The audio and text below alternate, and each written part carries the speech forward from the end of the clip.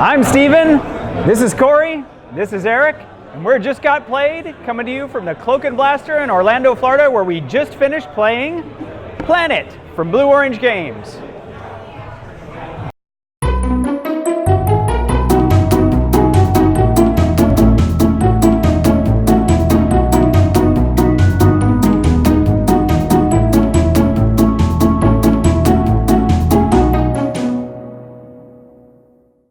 So in Planet, you've got a game that works with these cool magnetic dodecahedron?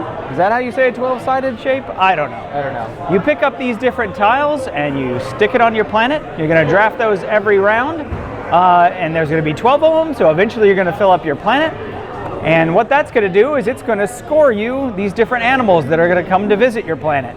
So for instance, you might get seahorses if you have the largest region of water that doesn't touch a desert, or you might get some giraffes if you have the largest desert that doesn't touch a forest.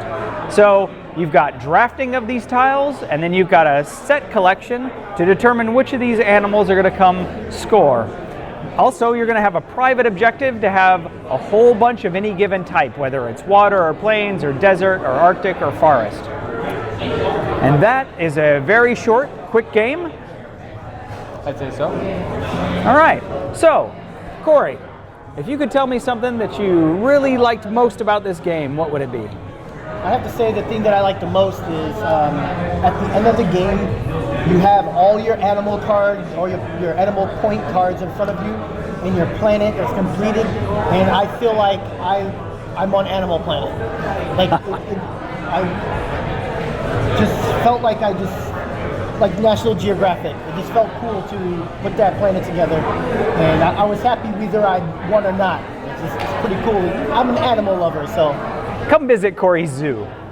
Yeah, so I will echo that as well. I think it just is a really cool toy. I have kids, 5-year-old kids, and they like playing with it. They like taking this planet and sticking the magnets on there and then deciding who got the different animals. They just made up rules all themselves. So I enjoyed that aspect when actually playing the game of building my planet and getting the animals, and the kids loved it as a toy. I mean, I love it as a toy. Can I use that? I'm not going to use that. The thing I like the most is I feel like this is a game that, like, I don't know, it was simple. I could teach my grandma how to play this. So I don't know, it was neat for that. You know, it's one that I could break out. You know, it went super fast, and I could teach pretty much anybody in a really short period of time how to play this. So yeah, absolutely, very easy to learn. But if there's something that you didn't like, what would you say that is? Well, I would say that if I were to teach my grandma this, simply because I'd played it before, and it may only take a couple tries, but you know, the fact that I've played this before, I would crush my grandma at this game. You know, I would crush my parents at this game. Anybody, like I would crush my children. If I taught my children that thought that this was a cool toy, it's not just a cool toy.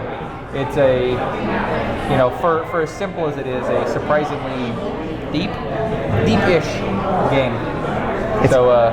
It's deep enough that having played it once is a huge difference from having not played it at all. Yeah, absolutely. So Cory, if there's something you didn't like about the game, what would it be? I'd have to piggyback off of Eric. It's the same thing. If I taught this to someone else, to a couple of people, I'd run them over. I would feel like I'd have to just dial it back a little bit, you know, not crush them too hard. You know, I don't like to crush my grandmother, but yeah. I'll crush your grandmother. It's okay. For me, I would say that at the beginning of the game, you can see all of the animals that are going to eventually be scored on somebody's planet, and I think that could cause a little bit of AP in a certain type of player. So we didn't have that problem really playing today. Although maybe we should have spent a little more time thinking about what we were doing. Oh, I should have. Yeah, so that happens. But it definitely, if you have an AP-prone player, this game should be fast, it should be light, and I feel like someone who is AP-prone won't get that and will kind of hurt the experience for everyone else. But you did say that there are other rules so that some of the cards are face down in a variant. Yeah. Right? There is a variant in the rule book that will mitigate some of that, and I would definitely try that if I played with a player who was AP prone. So All right, well that is Planet from Blue Orange Games. Thank you for joining us. Go make your own planet now. Hey, there goes the grandma. Let's go teach her how to play. Crusher. Crusher.